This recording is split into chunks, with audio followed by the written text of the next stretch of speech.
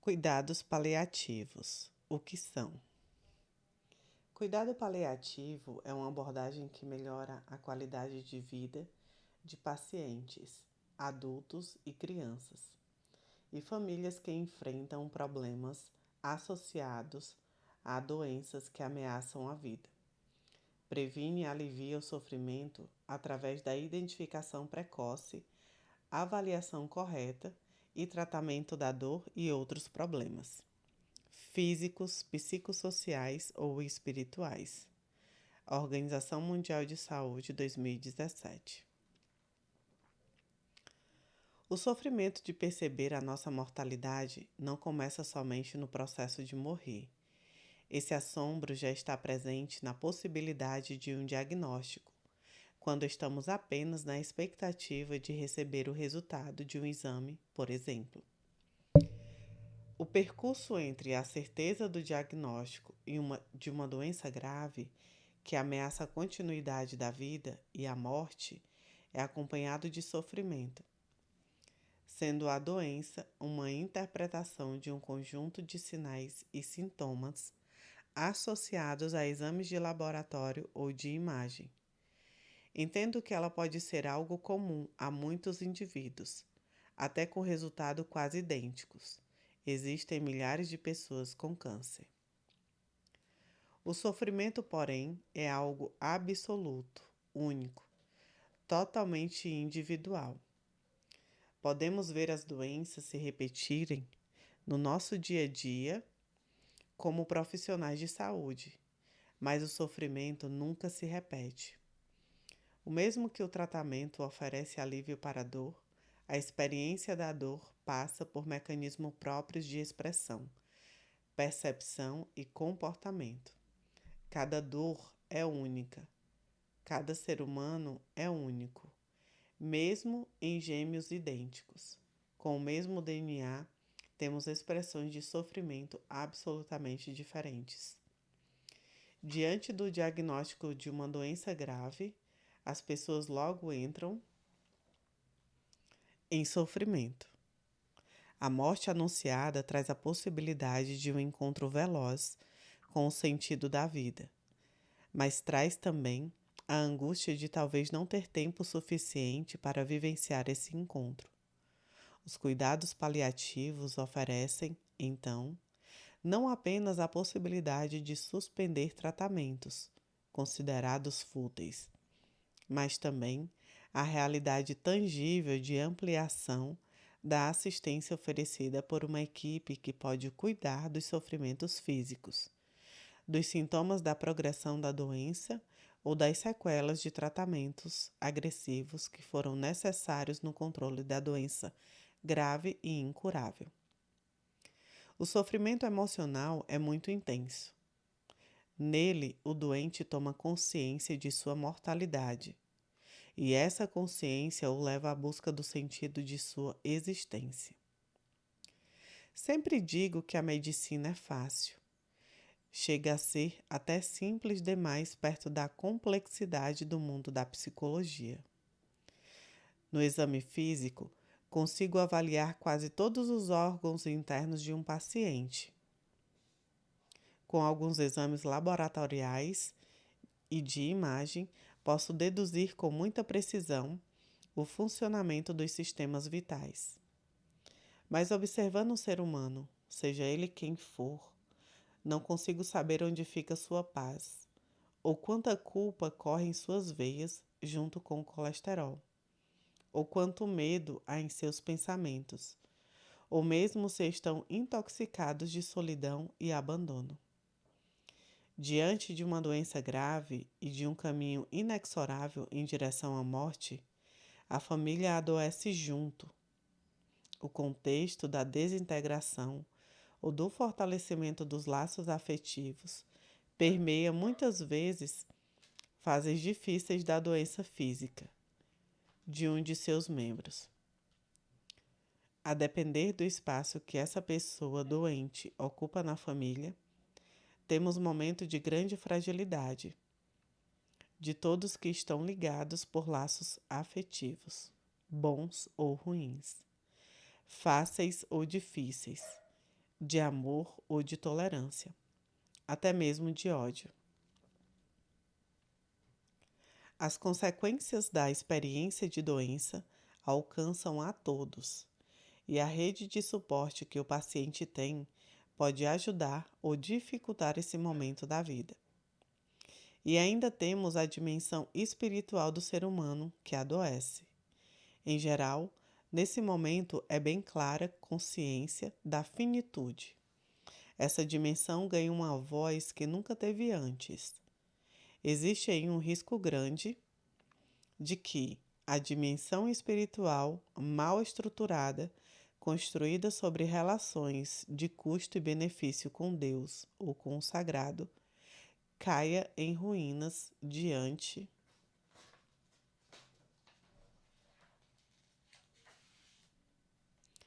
da constatação de que nada vai adiar o grande encontro, o fim, a morte. Muitas vezes a dor maior é a de sentir-se abandonado por um Deus que não se submeteu às nossas vontades e simplesmente desapareceu da nossa vida em um momento tão difícil e de tanto sofrimento. Os cuidados paliativos podem ser úteis em qualquer fase da doença, mas sua necessidade e seu valor ficam muito mais claros quando a progressão atinge níveis elevados de sofrimento físico e a medicina nada mais tem a oferecer. Fecha-se, assim, o prognóstico e anuncia-se a proximidade da morte. Os médicos profetizam: não há nada mais a fazer. Mas eu descobri que isso não é verdade. Pode não haver tratamentos disponíveis para a doença, mas há muito mais a fazer pela pessoa que tem a doença. Minha busca pelo conhecimento a respeito de como cuidar das pessoas com doenças graves e incuráveis em todas as dimensões, especialmente quando se aproximam do fim da vida, sempre foi fruto de bastante empenho e teimosia. Hoje me dizem que não sou teimosa, sou determinada. Teimosia ou determinação dizem respeito à mesma energia, mas são identificadas somente no fim da história. Se deu errado, era teimosia. Se deu certo, era determinação. Movida por essa energia, deparei muitas vezes com mais perguntas do que respostas. Vejo a importância do meu trabalho para os pacientes que precisam desses cuidados. Não posso classificar como boa ou ruim a opção de ser encaminhado para cuidados paliativos, mas vejo-a como absolutamente necessária para viabilizar uma boa qualidade de vida na finitude humana. Se um dia formos diagnosticados com uma doença terminal, a única coisa de que poderemos ter certeza é: um sofrimento insuportável nos aguarda. Ter alguém que se importe com nosso sofrimento no fim da vida é uma dessas coisas, que trazem muita paz e muito conforto para quem está morrendo e para seus familiares. Trabalhar com a morte faz parte da minha profissão de médica na maior parte dos meus dias. Penso que todo médico deveria ser preparado para nunca abandonar seu paciente. Mas na faculdade, aprendemos apenas a não abandonar a doença dele, quando não há mais tratamento para a doença. É como se não tivéssemos mais condições de estar ao lado do paciente. O tempo de quando a doença se torna incurável nos traz uma horrível sensação de impotência, de incapacidade. O médico que foi treinado sobre o conceito ilusório de ter poder sobre a morte está condenado a se sentir fracassado em vários momentos da carreira. A infelicidade é uma presença constante na vida do médico que só aprendeu sobre doenças. Já aquele médico que busca o conhecimento sobre cuidar, com o mesmo empenho e dedicação que leva para o curar, é um ser humano que permanece é um ser humano em permanente realização. Não cuido da morte em catástrofes ou em atendimentos de emergência. Observo meus pacientes um a um, no dia a dia da trajetória de suas doenças. Como sou geriatra, muitas vezes tenho a chance de ser a médica que cuida deles desde o início da jornada do envelhecimento. E isso, para mim, é um tremendo privilégio. Como eu os acompanho e os vejo como seres humanos únicos, que vivenciam seu sofrimento de maneira única, não posso abrir mão do preparo que essa versão de cuidados exige. E preciso me preparar sempre. A dedicação à minha formação técnico-científica continuada, à minha humanidade e ao autocuidado precisa estar em perfeita harmonia. Sem esse equilíbrio, é impossível dar o meu melhor no que faço. Preciso oferecer o melhor do meu conhecimento técnico, junto com o melhor que tenho dentro de mim, como ser humano. Jamais poderei dizer que alcancei o máximo da minha humanidade, mas sei o tamanho do compromisso que firmei comigo mesma para desenvolver esse olhar atento e raro todos os dias. E é isso que me permite adormecer em paz todas as noites. A parte técnica do saber médico, ou seja, a habilidade de avaliar históricos clínicos, escolher remédios e interpretar exames, exige algum esforço, mas com o tempo vai ficando mais simples. Já a capacidade de olhar nos olhos das pessoas de quem cuido e de seus familiares, reconhecendo a importância do sofrimento envolvido em cada história de vida, nunca pode acontecer no espaço virtual, no modo automático. Preciso manter uma atenção plena em cada gesto e ser muito cuidadosa com minhas palavras, com meu olhar, com minhas atitudes. E principalmente com meus pensamentos. Todos serão absolutamente transparentes diante de uma pessoa perto da morte. É impressionante como todos adquirem uma verdadeira antena captadora da verdade quando se aproximam da morte e experimentam o sofrimento da finitude. Parecem oráculos, sabem tudo o que realmente importa nesta vida com uma lucidez incrível. Como recebo acesso direto à própria essência, desenvolvem a capacidade de ver a essência das pessoas à sua volta. Não há fracasso diante das doenças terminais. É preciso ter respeito pela grandeza do ser humano que enfrenta sua morte. O verdadeiro herói não é aquele que quer fugir do encontro com sua morte, mas sim aquele que reconhece como sua maior sabedoria. Hoje, em princípios do século XXI, mais de 1 milhão de brasileiros morrem a cada ano, a maioria com grande sofrimento. Deste, cerca de 800 mil morrem de morte anunciada, ou seja, de câncer, doenças crônicas e degenerativas.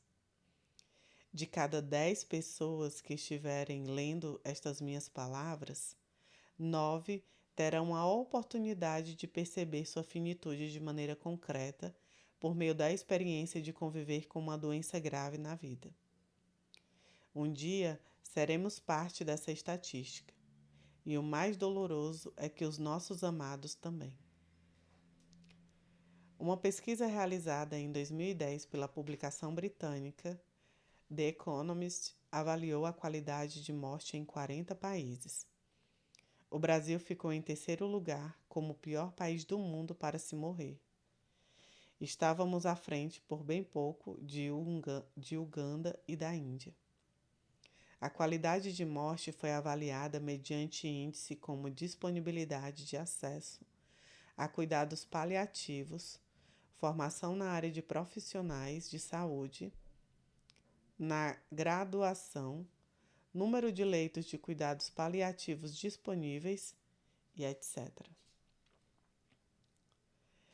Em 2015, a pesquisa foi refeita, incluindo outros países, e ficamos em 42º lugar entre as 83 nações avaliadas, e Uganda nos ultrapassou. Fico feliz por saber dos méritos dos imensos esforços da equipe de Uganda, que conheço pessoalmente, mas me entristece ver a dificuldade de meu país para estabelecer metas compatíveis com nossas necessidades. Isso me mostra de maneira dolorosamente clara que nossa sociedade não está preparada e que os nossos médicos, como parte desta sociedade miserável e em busca ativa pela ignorância da realidade da própria morte, não estão preparados para conduzir o processo de morrer de seus pacientes. O fim natural da vida humana. No final de 2021, um pesquisador americano decidiu refazer a pesquisa. Mais uma vez, agora publicada numa revista médica, especificamente voltada ao tema do controle de sintomas. Nesse estudo, parâmetros como acesso à saúde, disponibilidade de analgésicos e estrutura dos serviços foram analisadas. E novamente o Brasil fez feio, voltando ao humilhante patamar de terceiro pior país para se morrer, à frente agora do Paraguai e do Líbano. Durante esse processo, a dor e muitos outros sofrimentos físicos estarão lá para nos dizer: olá, estamos aqui e faremos o possível para você vivenciar seu morrer. Então, quando falo sobre sentir dor, me refiro a o que a dor nos diz, o que o sofrimento tem a nos dizer antes de ir embora, o que ele nos conta a respeito da vida que vivemos. No entanto, só conseguimos pensar sobre o sentido da vida se a dor passar. Meu papel como médica é tratar o sofrimento físico com todos os recursos disponíveis. Se a falta de ar passar, se qualquer desconforto físico intenso passar, haverá tempo e espaço para a vida se manifestar. Muitas vezes, diante do alívio do sofrimento físico, o que aparece em seguida é a expressão de outros sofrimentos, como o emocional e o espiritual. A família fica aliviada ao perceber o conforto físico, mas então aparece a necessidade de falar sobre o que falta na vida. Virá o momento de pensar nas famosas pendências das quais falaremos logo mais. Mas, para esse alívio físico acontecer, precisamos de médicos que saibam cuidar disso, porque não dá para só pegar na mão, não dá para só sofrer junto e rezar. Serão necessárias intervenções bastante claras e específicas para aliviar o sofrimento físico, envolvendo muitos conhecimentos técnicos sobre controle de sintomas. E esse conhecimento falta em praticamente todas as faculdades de medicina do nosso país. Trabalhei em uma unidade de cuidados paliativos exclusivos do Hospital das Clínicas, da Faculdade de Medicina da USP, em São Paulo, onde recebia pessoas encaminhadas pelo hospital com a perspectiva real de morrer em breve, em um curto espaço de tempo. E esse em breve era bem breve mesmo. Do momento em que eu acolhia o paciente e dizia: "Sejam bem-vindos", passavam-se em média 15 dias, até que eu assinasse o atestado de óbito. Alguns deles ficavam horas sob meus cuidados, outros ficavam meses, mas em média era 15 dias. Pouquíssimo tempo para aquele corpo sentir-se confortável para conduzir a existência humana, muitas vezes ainda em busca de seu sentido e significado, até o momento final. Quando conseguimos controlar os sintomas físicos, aquela vida que era tratada como perdida recomeça. O desafio do médico é acertar na avaliação e no tratamento da dimensão física, sem sedar o paciente. Infelizmente, no Brasil, todo mundo pensa que fazer cuidados paliativos é sedar o paciente e esperar a morte chegar. Muitos pensam que é apoiar a eutanásia ou acelerar a morte. Mas isso é um engano imenso. Não faço eutanásia, e ninguém que eu conheça que tenha recebido formação consistente em cuidados paliativos a prega ou a pratica. Aceito a morte como parte da vida e tomo todas as providências e condutas para oferecer ao meu paciente a saúde, definida aqui como o bem-estar resultante do conforto físico, emocional, familiar, social e espiritual. Acredito que a vida vivida com dignidade, sentido e valor em todas as suas dimensões pode aceitar a morte como parte do tempo vivido, assim, pleno de sentido. Acredito que a morte pode chegar no tempo certo e assim será conhecida como ortonásia. Mas ainda sou mais ambiciosa na prática dos cuidados paliativos e busco proporcionar e presenciar a calotonásia, a morte bela. Na minha prática, seja no Hospital Israelita Albert Einstein, em São Paulo, onde também atendo, ou no Hospice, a Unidade de Cuidados Paliativos exclusiva da USP, observo sempre o índice de sedação paliativa dos pacientes de que cuido. Na minha galáxia de cuidados, precisamos sedar apenas 3% dos pacientes.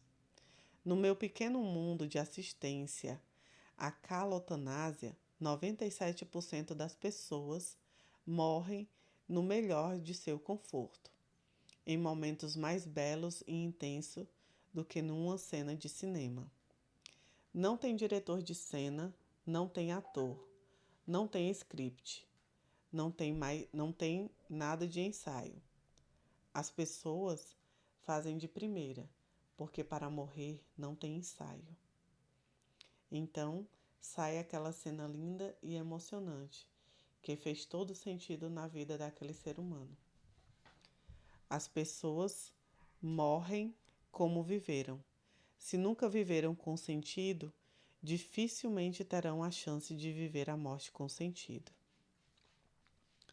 Algumas pessoas não compreendem o que pode significar perceber a morte como um dia que vale a pena viver. Isso acontece simplesmente por não saberem o que fazer para que este tempo seja preenchido com alguma experiência de dignidade, ao alcance do recurso disponível ao paciente e sua família no momento em que esse cuidado é necessário. Realmente, o processo de morrer pode ser muito doloroso para a maioria das pessoas, principalmente por conta da falta de conhecimento e a habilidade dos profissionais de saúde ao conduzir esse tempo sagrado da vida humana. Nesse processo, quando temos à nossa disposição uma equipe de saúde, de fato, habilidosa para conduzir os cuidados com o tempo que nos resta, mesmo que seja pouco, então teremos a chance incrível de sair dessa existência pela porta da frente, com honras e glórias dignas de grandes heróis, reis e rainhas da própria vida. Infelizmente, isso ainda está longe de ser a condição disponível para todos os brasileiros. Nem todos os médicos que trabalham com pacientes terminais sabem cuidar de pacientes terminais. A maioria diz que todo mundo sabe realizar cuidados paliativos, que é apenas uma questão de bom senso. O problema é que nem todo mundo tem bom senso, embora todos pensem ter. Nunca tive notícia de alguém que tenha procurado um psicólogo dizendo: "Vim aqui me tratar porque não tenho bom senso". A sociedade precisa entender que cuidados paliativos devem ser aprendidos e ajudar os médicos e profissionais de saúde a aprender. É um conhecimento de alta complexidade, de alto desempenho e principalmente de altíssima realização. E para alcançá-lo é necessário a busca por formação. É preciso conversar sobre a morte, para que o cuidado que ela demanda esteja absolutamente disponível para todos que dele necessitem. Somente através da educação para os cuidados paliativos de existência é que poderemos alcançar a realização profissional alinhada com a nossa realização como seres humanos.